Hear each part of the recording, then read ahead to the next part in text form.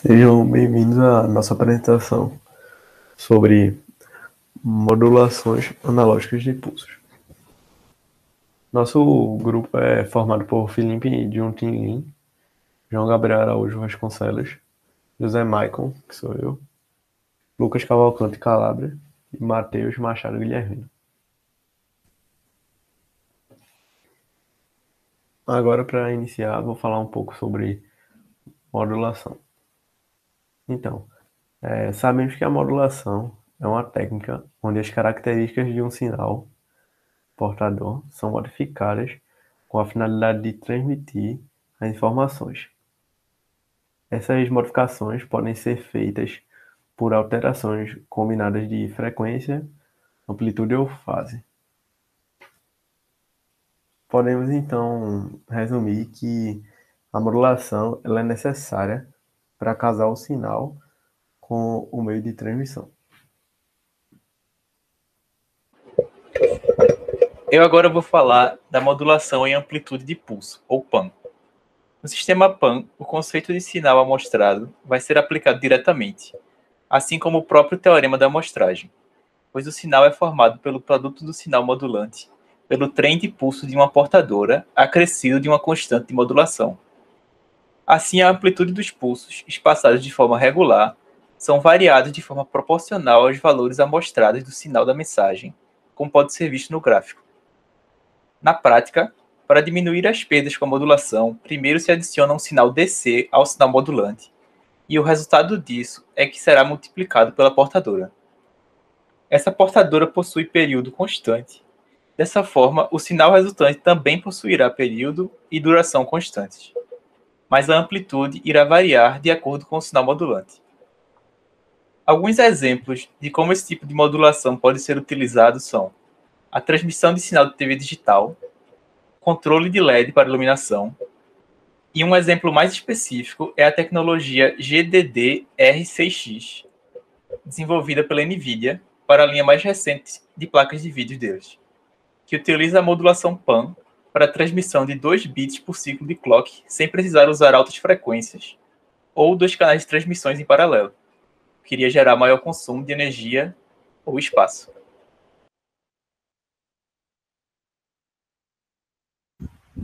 Agora eu vou falar sobre PWM, que também é um acrônimo de Pulse Width Modulation, o que traduzindo seria modulação por largura de pulso. E vou mostrar agora as aplicações acionando uma carga resistiva, controlando a potência média dela e também controlando a velocidade de um motor DC. Bom, o sinal PWM é muito usado para controlar a potência média de uma carga em uma corrente contínua, CC para CC, né? Ou seja, vai fazer uma conversão de uma tensão CC máxima para uma tensão CC média. E essa tensão CC média é a sua variação que vai controlar a potência média da carga em corrente contínua. Dessa forma, pode ser aplicada em vários cantos do dia a dia, como por exemplo, no controle de luminosidade de lâmpadas, na velocidade de motores, como por exemplo, um ventilador, na velocidade da ventoinha, e no controle de temperatura de termorresistência, entre outras coisas. As características de um sinal PWM são: primeiro, a frequência do sinal é sempre constante, sempre igual. Isso significa que, se um sinal PWM for uma frequência de 1 kHz, não importa a largura do pulso, vai ser sempre 1 kHz. E quanto mais alta a frequência, mais imperceptível vai ser essa variação de potência.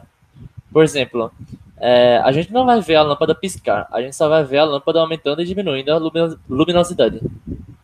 E o segundo é que as mudanças serão sempre na largura do pulso.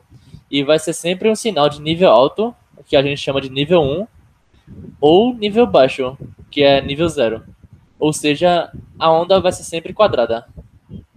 Aí, como a gente está variando a largura do pulso, então a gente também vai variar uma coisa chamada duty cycle, ou ciclo de trabalho, que é quanto de trabalho está entre 0 e 100% que essa onda está executando na carga. E se a gente está variando o ciclo de trabalho, então a gente também vai variar a potência média da carga. E aqui está as formas para calcular o duty cycle, né? Que o duty cycle é o tempo onde a onda está no alto dividido pelo período total. Aí, como isso é porcentagem, a gente multiplica por 100, que vai dar a porcentagem do duty cycle. E o cálculo da tensão da média é tensão média é igual a tensão aplicada, no caso a tensão máxima, vezes dead cycle. Bem, quanto ao BPM, nós podemos dizer que ele é usado para modulação por posição de pulso. É uma técnica na qual a posição do pulso ela varia de acordo com a amplitude do sinal modulado.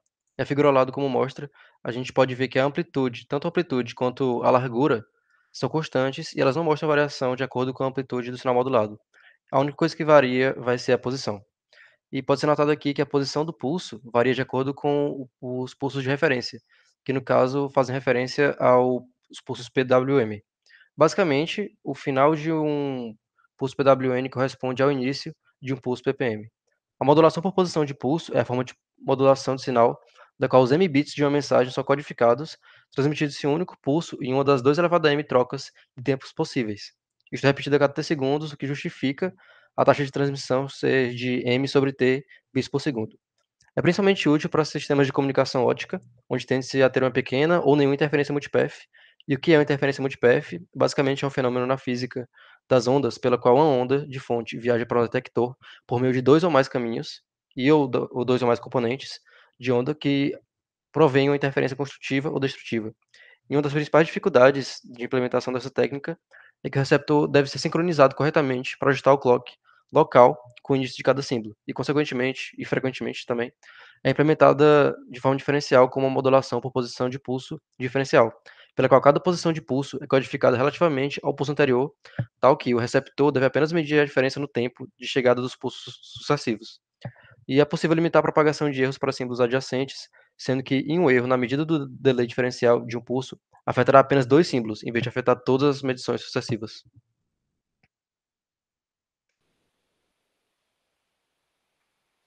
Bom, agora eu vou falar sobre algumas diferenças entre as modulações. A maior diferença, é claro, vai vir do parâmetro que varia com o pulso modulador. No caso do PAM, a gente vai ver que tem uma variação de acordo com a amplitude, o PWM de acordo com a largura e o PPM de acordo com a posição. Também é importante a gente ver algumas das principais vantagens e desvantagens, já que é isso que vai levar a gente a usar uma modulação ao invés de outra. No caso do PAM, ele vai ser fácil de gerar e de detectar. O problema dele é que ele vai ter uma baixa imunidade ao ruído, justamente porque a gente vai usar o sinal natural, quase natural. No caso do PWM, ele vai ter uma alta imunidade ao ruído, que é uma coisa muito boa. O problema dele é que vai ter uma alta dependência da banda larga, já que a gente já viu que ele depende da largura. E no caso do ppm, ele vai ter uma amplitude e uma largura constante, o que nos leva a ter uma potência constante. Então, se é isso que a gente está procurando na nossa modulação, a gente tem que usar o ppm. O problema dele é que, como ele vai precisar, como ele depende da posição, a gente precisa de uma sincronização entre o transmissor e o receptor. Aqui a gente tem uma tabela de algumas comparações gerais. Boa parte do que está aqui a gente já viu no slide anterior. O que é importante salientar é que são as imunidades aos ruídos. No caso do PM, a gente viu que ele tem uma baixa imunidade ao ruído, e se a gente quer uma alta imunidade ao ruído, a gente tem que ir atrás do PWM ou do PPM. As similaridades também são interessantes. A gente vê que o PAM ele é similar à modulação de amplitude, o PWM ele é similar à modulação de frequência, e o PPM ele é similar à modulação de fase.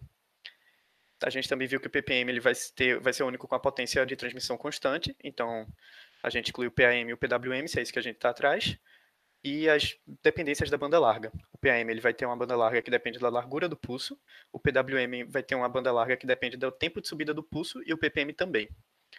E, como a gente viu antes, o ppm é o único que vai precisar da sincronização entre o transmissor e o receptor. Isso é tudo. Muito obrigado.